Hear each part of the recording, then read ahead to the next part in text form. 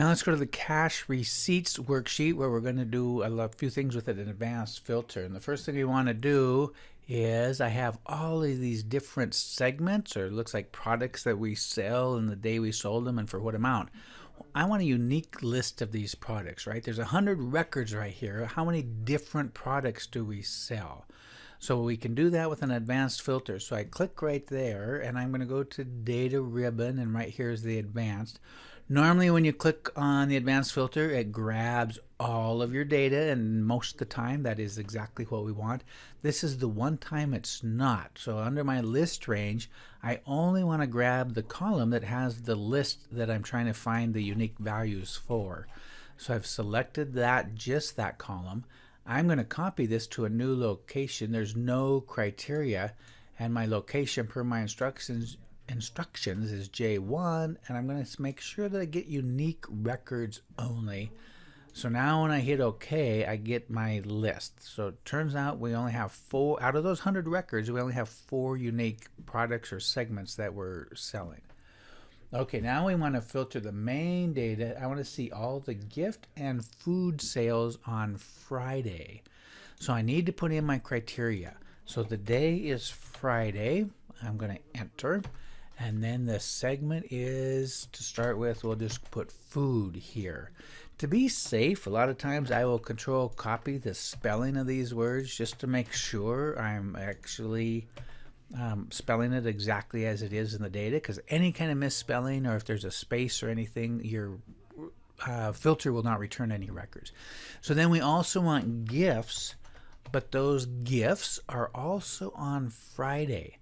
So I need to, I'm going to control copy here, control paste. I need to make sure to put the Friday here also, because if I don't, what I would end up with was Friday sales of food and all gifts.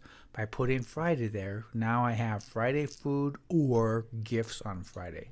So there's my criteria range. Again, I'll go to advanced filter.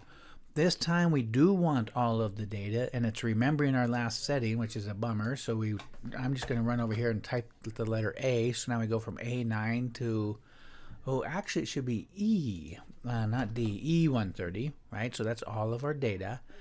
And we're going to filter it in place, but my criteria range is this range right here. I could just stop it, only grab those columns that have criteria in it, and now when I hit OK, there is our Friday food and gift sales. Now in H1 and H2, we want to use database functions. All right, so the database functions are the D functions. So D average, D max, D min. And so in this case, there's one called D count. So that's our database functions. And then you read the tooltip. It counts the cells containing numbers. All right, so that means I'm going to have to either choose the week or the amount. And it's going to be those fields that meet our criteria. So I will go D count, and it's asking, well, where is your database? And I'll go, oh, it's right here. Okay. And then it actually goes to 130. That's a problem with doing these after we've already filtered. The field where I want to do my count, because I did count versus count A, I have to choose a numeric field, meaning it must be week number or amount, either one. So I will go week number, and the criteria that we're basing our count on is that same criteria area. And so now, going backspace, it says you have 10 records. And if you count 1, 2, 3, 4, 5, 6, 7, 8, 9, 10, it's right. Now we want to sum the amount for that criteria. So we'll use, and we're using database functions again. So there's dsum, same thing. What's your database? It's right there, although actually it does go down to 130. What field do we want to sum? So I think we're going to sum the amount of sales. So we'll hit amount, comma, and then what is the criteria we're basing that sum on? And so that will be the same criteria. Close that up, and there's your dsum. And finally, the last step is I want to use different functions now to calculate the dollar amount sold on Friday and Saturday for food and coffee. Okay, so the dollar amount sold Friday and Saturday for food and coffee. So we're going to use our advanced if functions, And it's going to be sum ifs with an S because there's two criteria. So equals sum ifs with an S. How much did we sell for food on Friday and food Saturday? The range that we need to sum is this amount range. So basically, I'm going to select from row 9 all the way down through, I'm going to go ahead and just grab 131. If you want, you could put it on 130. That's the range we're going to sum. I'm going to lock that because we'll probably copy this formula around. Whoops, didn't lock everything.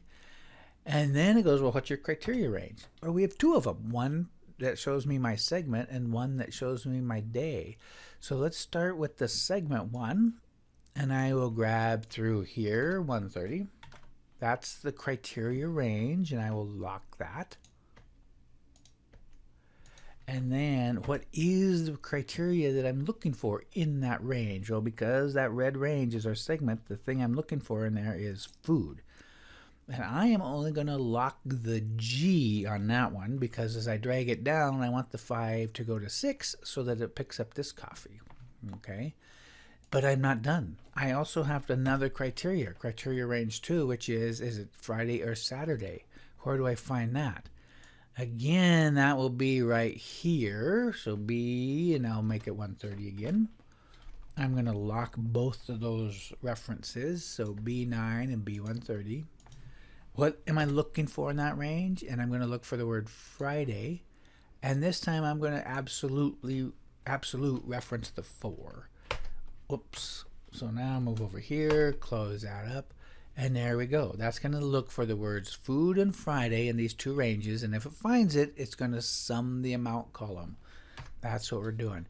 Now, because of how I absoluted those references, I should be able to drag that down, and now it's doing coffee, and I should be able to take both of those and drag it to the right, and now it's doing Saturday. I'm going to go ahead and clear this filter.